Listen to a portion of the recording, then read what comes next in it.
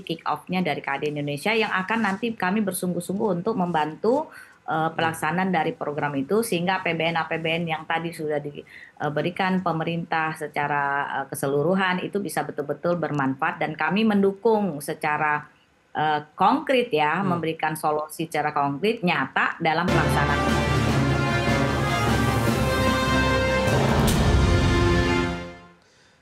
Ya, pemerintah mengalokasikan belanja negara senilai 3.786,5 triliun rupiah dalam rancangan APBN 2026 dan dari alokasi tersebut sebanyak 1.376,9 triliun diantaranya akan disalurkan ke daerah. Hadirin yang saya muliakan, saudara-saudara sebangsa dan setanah air, untuk mendukung agenda pembangunan di tengah gejolak global, arsitektur APBN 2026 dirancang sebagai berikut. Belanja negara dialokasikan 3.786,5 triliun rupiah. Pendapatan negara ditargetkan mencapai 3.147,7 triliun rupiah. Defisit APBN dirancang 638,8 triliun rupiah atau 2,48% PDB. Demikian pernyataan Presiden Prabowo Subianto saat menyampaikan keterangan pemerintah atas rancangan Undang-Undang Anggaran Pendapatan dan Belanja Negara di Gedung MPR DPR DPD RI pada pekan lalu. Kepala Negara mengatakan APBN 2026 didesain tetap fleksibel agar adaptif dan responsif untuk meredam guncangan dalam perekonomian. Menteri Keuangan Sri Mulyani Indrawati menuturkan, dari total belanja pemerintah pusat sebesar 3.136,5 triliun rupiah dalam RAPBN 2026, sebesar 1.376,9 triliun diantaranya akan mengalir dan dinikmati masyarakat di daerah. Belanja pemerintah pusat ya yang 1.498 tadi plus yang di BUN sebetulnya yang langsung dinikmati masyarakat di masing-masing daerah. Kan ini sering sekarang beberapa pemerintah daerah menyampaikan, kami membutuhkan untuk membantu masyarakatnya. Masyarakatnya banyak mendapatkan bantuan juga langsung dari pemerintah pusat. Makanya Presiden tadi di dalam pidatonya juga menyampaikan belanja pusat dan daerah harus menjadi satu arah. Menurut Sri Mulyani, langkah ini adalah bentuk penyelarasan antara belanja pusat dan daerah yang menjadi fokus utama APBN 2026.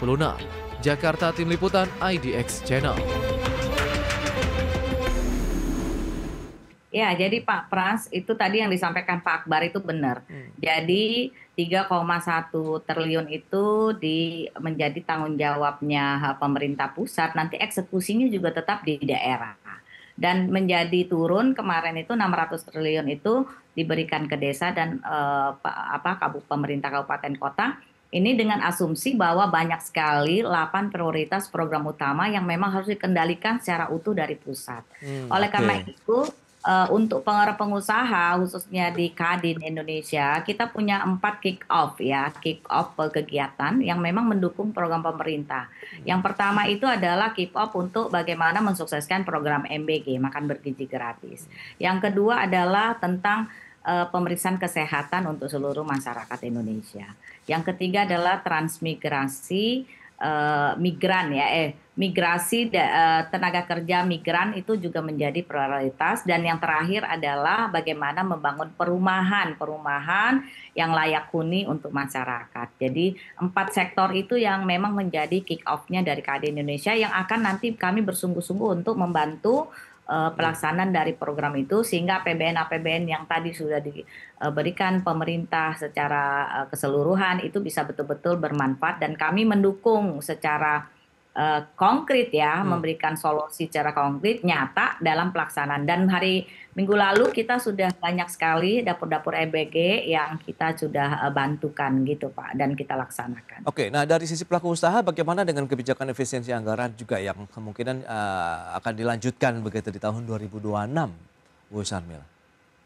Efisiensi yang dilakukan ini mungkin efisiensi yang tidak berdampak langsung secara usaha untuk di bidang infrastruktur dan manufaktur. Ini lebih banyak sektor-sektor real yang sekarang ini bergerak Pak, justru dibanding dengan infrastruktur. Jadi sebenarnya pilihan pilihan-pilihan usaha saja yang sekarang ini dibantu oleh pemerintah. Tapi sebenarnya industri-industri yang berbasis pertanian, industri yang berbasis ke manufakturan seperti ini akan berkembang ini ke depan ya, yang berbasis misalnya contoh industri yang berkaitan dengan manufaktur, pembuatan